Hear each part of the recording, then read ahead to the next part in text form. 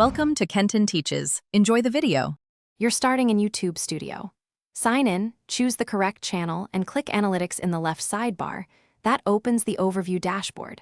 Once done, focus on the Overview tab to get immediate metrics like views, watch time, and subscribers. You'll see date range controls at the top. Set those to the period you care about.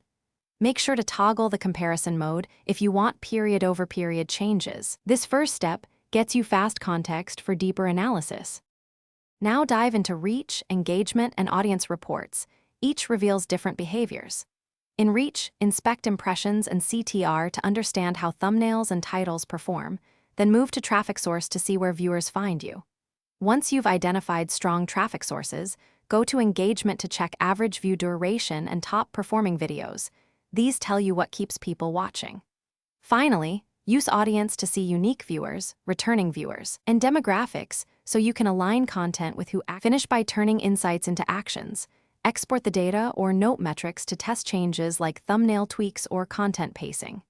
Implement a single variable change, monitor CTR and watch time for a few days, and iterate. That's how you learn causation. If numbers seem off, make sure you've set the correct date range and filters, and check account permissions for full access.